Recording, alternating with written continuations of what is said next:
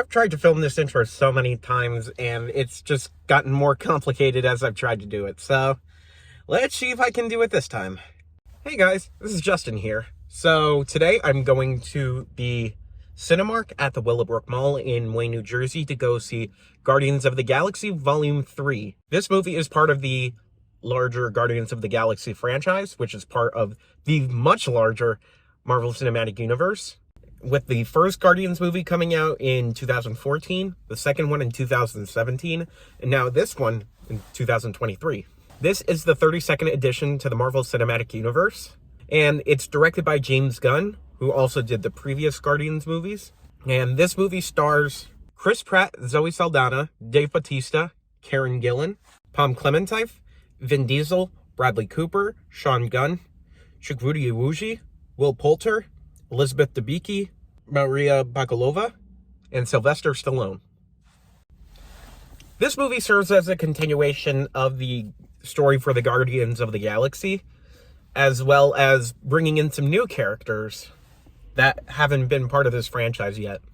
I avoided seeing spoilers for this movie any chance that I could, so with the Marvel Cinematic Universe going on for as long as it has, I'm surprised that the level of consistency that these movies had in terms of their release and the story, most of them have remained consistent. So I've noticed recently that stylistic choices for the movies have changed quite significantly. I think, one, to keep audience interest, and two, to allow the directors of each individual movie within the MCU to kind of have their own feel and not just kind of stick to one formula that most people seem to have issues with. I hear online all the time of people who are just upset that the MCU just feels the same now, but don't really elaborate any further. So I'm excited to see what this does, to see if this movie lives up or exceeds my expectations compared to the previous two Guardians movies. From the trailers, it did look very visually different from the first two movies, so I'm also excited to see that. So, yeah. I'm much more caffeinated than I usually am because I went to Dunkin' this morning and they accidentally gave me a hot coffee instead of iced, but then they made an iced one, so I just ended up drinking both of these, which probably wasn't the best decision, but, I'm here now. I'm almost double caffeinated, so this should be interesting. Time to make my way to the theater. What's funny is I was actually here last week seeing the Flashdance 40th anniversary, and now I'm back here again for Guardians.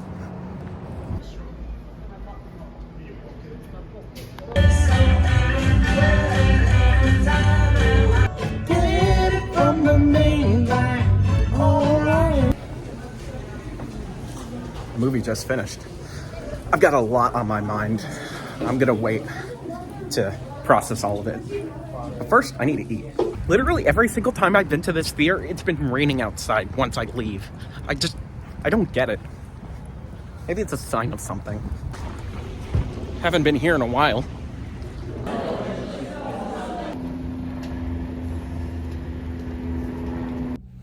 This is actually quite rare. It's still bright outside while I'm doing my movie review. All right. I'm going to be using my Apple Watch again for this because I don't have my iPad with me. And I did a mixture of my own thoughts and also what was available on Wikipedia. So, spoiler warning. Let's get in. So, picking up on the events right after the holiday special, morale seems to be low among the Guardians. Rocket is being reminded of his past. Peter Quill continues to drink over his loss of Gamora. And suddenly a mysterious figure comes and abducts Rocket. And this turns out to be Adam Warlock, who is played by Will Poulter, the guy who was inside the capsule at the end of Volume 2. The Sovereign are under rule of a man known as the High Evolutionary. This man is only focused on perfecting various species to be part of a perfect society. And Rocket just happened to be one of his many experiments. As Adam was coming to retrieve Rocket, he injured him, and the Guardians were going to look for a way to cure him because the instant medicine packs that they had weren't able to revive him because there was some sort of thing prohibiting him from being cured.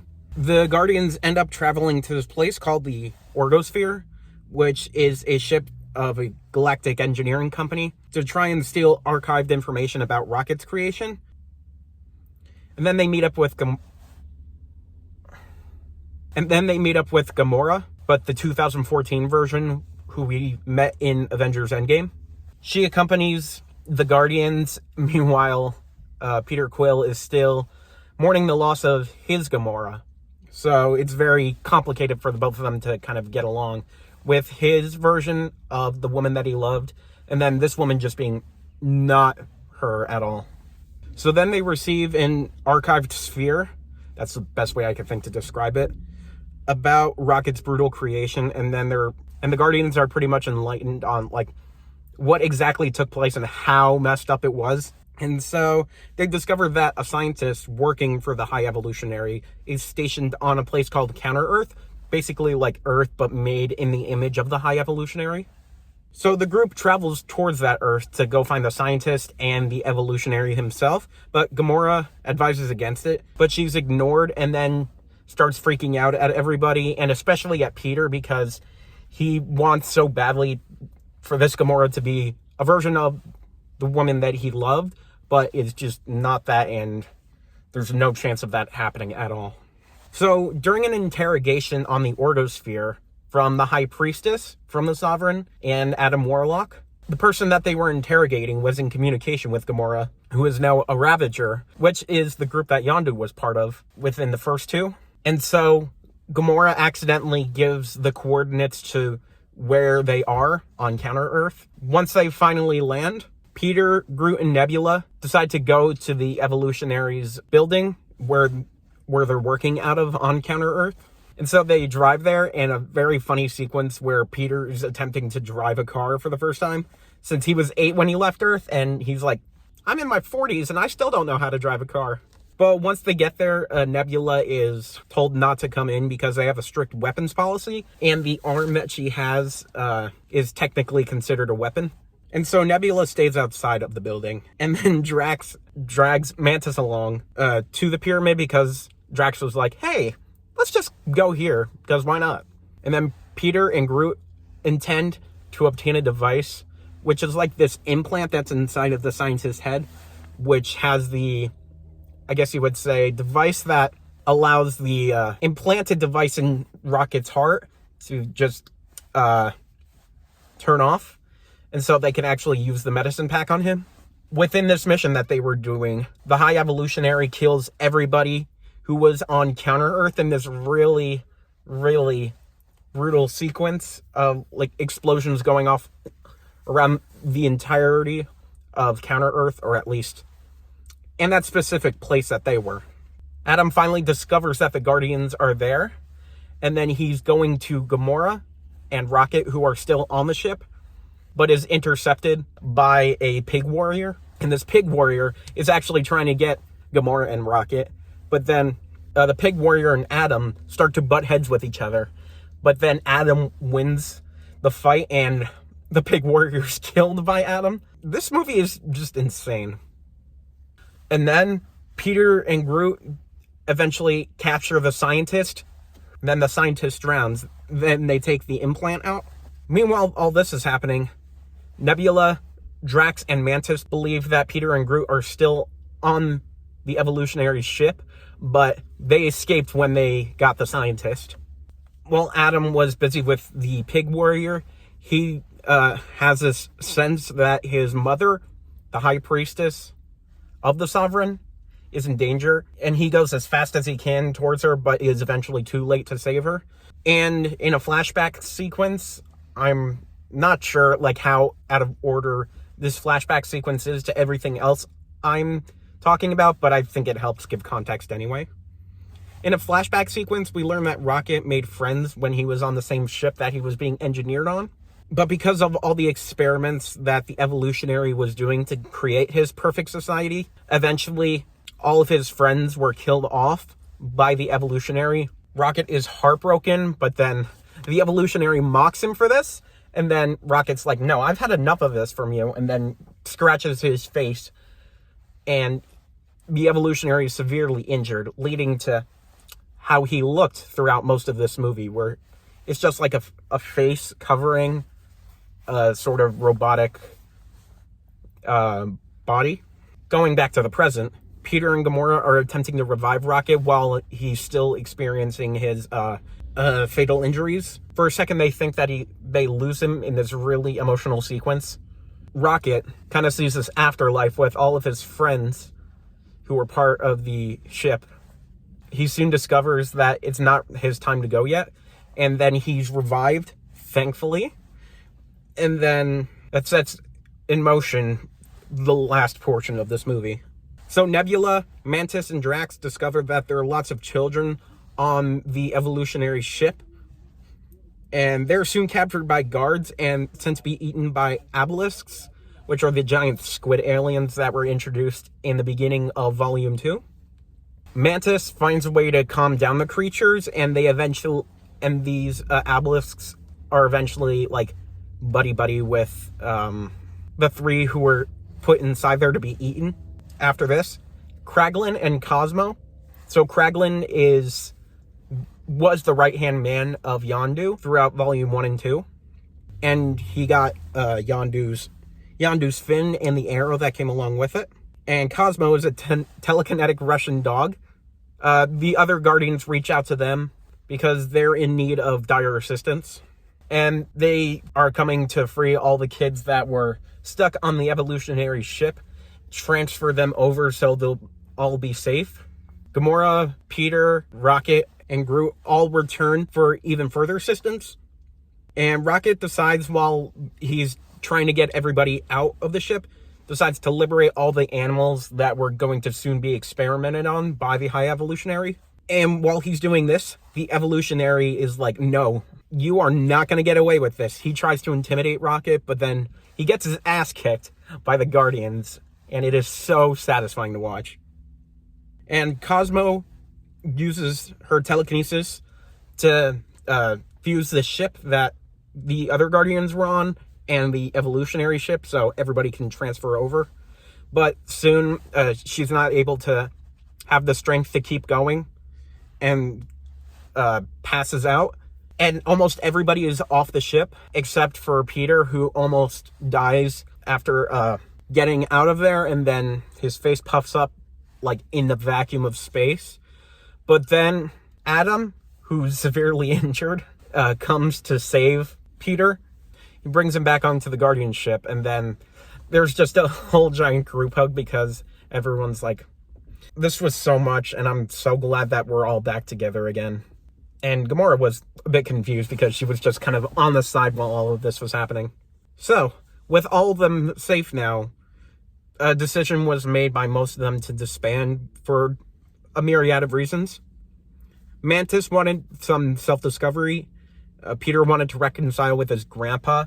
Nebula and Drax decide to remain on Nowhere in order to raise all the children that they saved.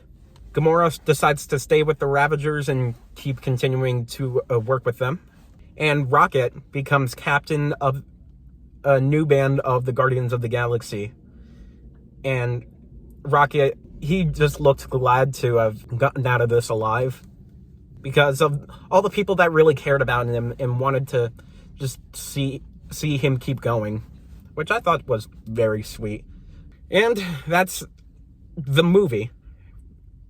That was 2.5 hours worth of content condensed into, I don't know how long this was with edits. I'll just put the time code down here. So, some interesting surprises that came out of this. So, there were a lot of cameos from people who were part of the Suicide Squad and Peacemaker series from DC Comics. That includes Daniela Melchior, who was in the Suicide Squad, who played Ratcatcher 2. She played a kind of a secretary on the Orgosphere. Jennifer Holland, like one of those security CCTV watchers.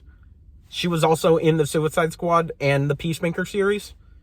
Nathan Fillion, who played a guard on the Orgosphere, was in the Suicide Squad as the detachable kid. And Chukwudi Iwuji, who played the High Evolutionary, he was in the Peacemaker series, which I thought was pretty funny. Like, all of these people who were in the Suicide Squad and Peacemaker, like, they all made their appearances in this movie.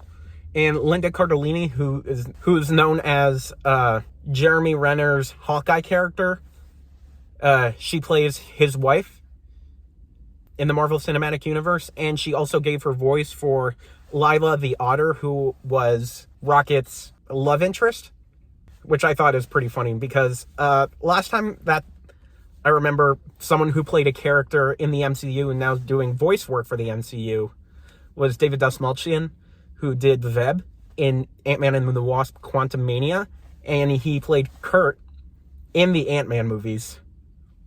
It's just, I thought that was pretty funny. Also, this is something that I thought was very interesting. So, the MCU finally had its first F word. In the 15 years that the Marvel Cinematic Universe has existed, there has only been one full use of the F word, and it was in this movie, where Peter Quill says to Nebula as Nebula is trying to open the door, and I quote, "Open the f***ing door." When I heard that in the theater, I was literally like, wait, did I hear that correctly? Because Marvel Studios, as a company, being under Walt Disney Studios, I was never expecting to hear an F word at all. And this is the first time that I've seen a Disney movie for that matter, because Marvel Studios is owned by Disney. The first time that I've ever heard a Disney movie actually using the F word. And for context, other PG-13 movies that have come out since the PG-13 rating came into existence, a lot of them have used the F word, but ever since Disney started coming out with PG-13 movies under their recognizable studio names, such as Walt Disney Studios and Marvel Studios, they've all remained pretty consistent in not using swearing whatsoever. But yes, this is the very, very first time that I've seen a mainstream Disney movie, which announces that it's a Disney movie, actually using that word. I just thought that was quite significant. I needed to get that out because that was a very surreal moment. Going on.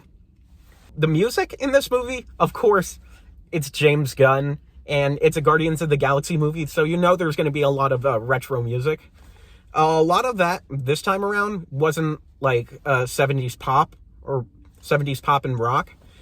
It had a lot more like 90s alternative, which I thought was very interesting because it's introducing a new generation of listeners to this music. And the same kind of happened when I first heard the soundtrack for the first Guardians of the Galaxy. I got introduced to so much 70s and early 80s pop and rock. And some notable examples of this were Creep by Radiohead, but they used an acoustic version for this movie. In the Meantime by Space Hog. Reasons by Earth, Wind and Fire, which I only became familiar with it a couple of months before this movie came out, which I thought was pretty funny.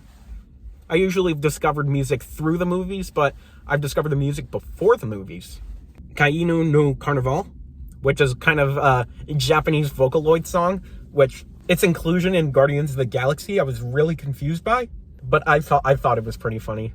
No Sleep Till Brooklyn by the Beastie Boys, and Dog Days Are Over by Florence and the Machine. So this was pretty stacked with like lots of different music from different genres and different decades, but it worked really well together, and I liked it.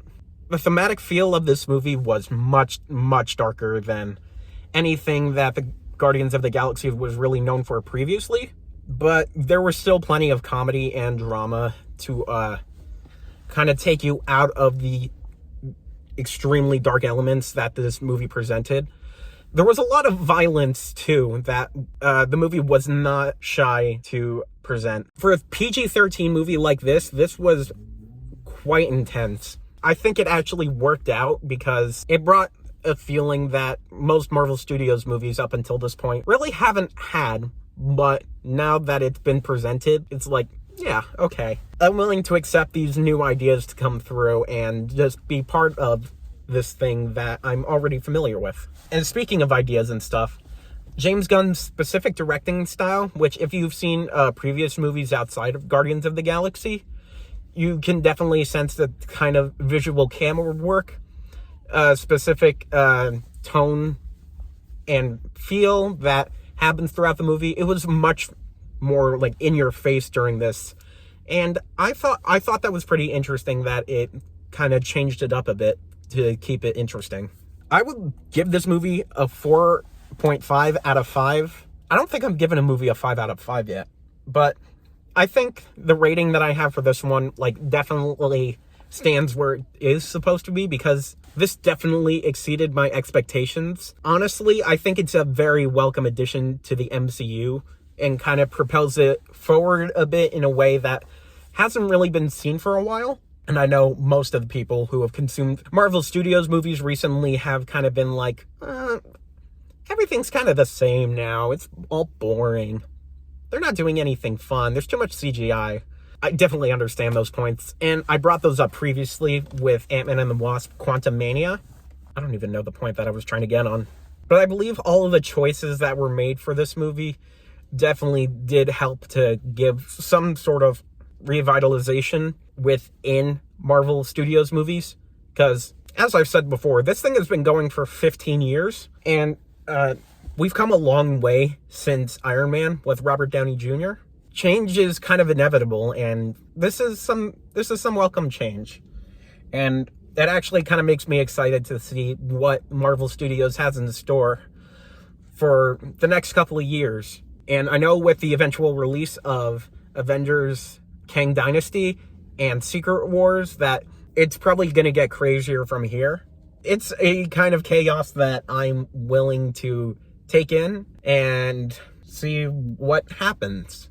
That's really all I can say about that. That's my recap and review for Guardians of the Galaxy Volume 3. And still bright out. Almost. So, thanks for watching this video, and if you want to check out more reviews that I have, you can further check on my channel with the playlist that I have for recap and review videos. And if you want to keep up with anything that I'm doing, you can follow my social media. So, with all of that being said, thanks for watching.